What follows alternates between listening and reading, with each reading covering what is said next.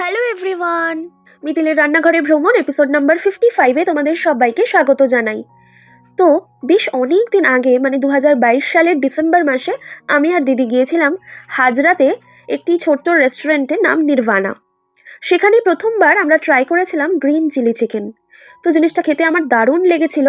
ভেবেছিলাম যে পরে কখনো বাড়িতে ট্রাই করব, কিন্তু আর করা হয়নি। তো সেখানকার ভিডিও কিন্তু আমার চ্যানেলে অলরেডি রয়েছে, তোমরা চাইলে একবার দেখে আসতে পারো। তাহলে সরাসরি রান্নায় আসা যাক।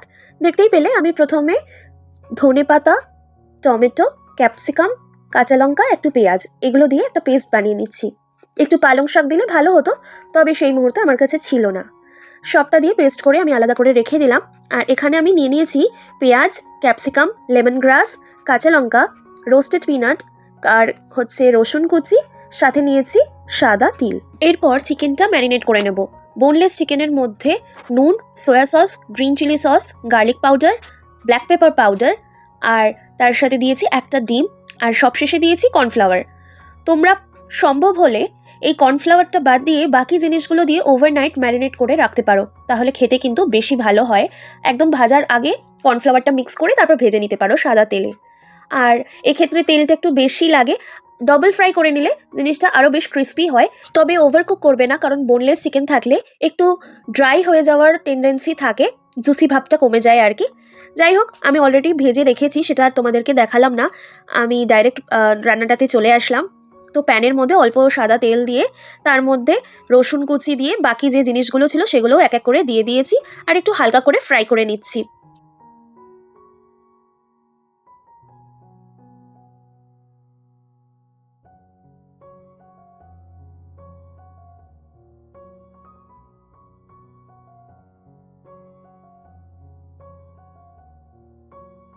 সবজিগুলো হালকা একটু ভেজে নেব, যাতে ক্রিস্পি ভাবটা থাকে, বেশি গলে না যায়।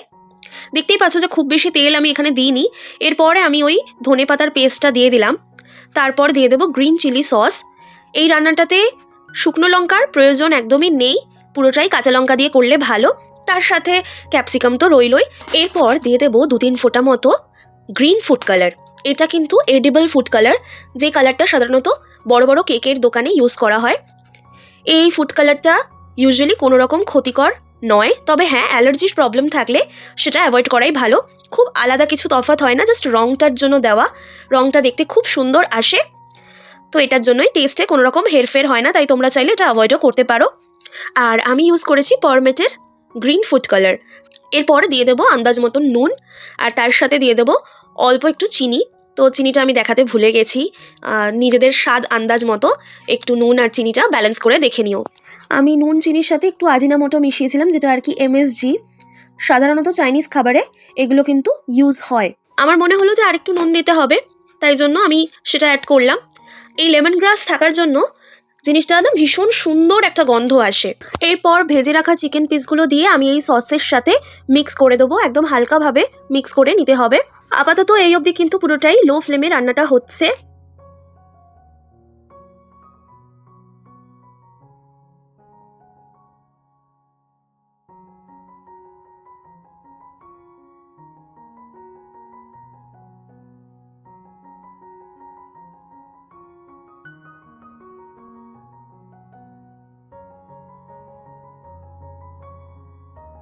যেরকম গ্রেভি বানাতে ইচ্ছে করবে সেই অনুযায়ী জল দিয়ে দিতে হবে, একটু ফুটতে দেব।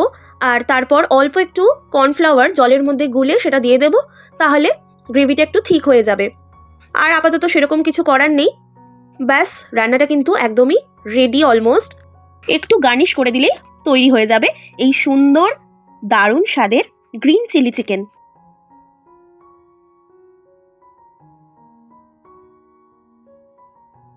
আমি ওপর থেকে লেমন গ্রাসের যে পাতাগুলো ছিল সেটা ছড়িয়ে দিলাম, আর দিয়ে দেবো রোস্টেড পিনাট মানে চিনে বাদাম, আর একটু ধনেপাতা কুচি।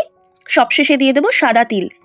এটা দিয়ে একটু ঢেকে রেখে দেবো, তাহলে লেমন গ্রাস যে পাতাগুলো দেওয়া হলো সেটা খুব সুন্দরভাবে তার গন্ধটা এই রান্নাটার সাথে মিশে যাবে, আর খেতে দুর্দান্ত হয়।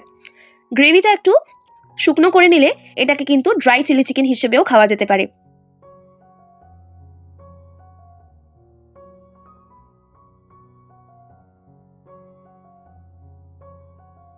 আশা করি রান্নাটা তোমাদের ভালো লেগেছে। কেমন লাগছে সেটা কিন্তু কমেন্ট করে জানাতে ভুলো না। তাহলে চলো আজকের মতো ভিডিওটা এখানেই শেষ করছি। ফিরে আসবো আবার নতুন কোনো ব্লগ নিয়ে। টাটা।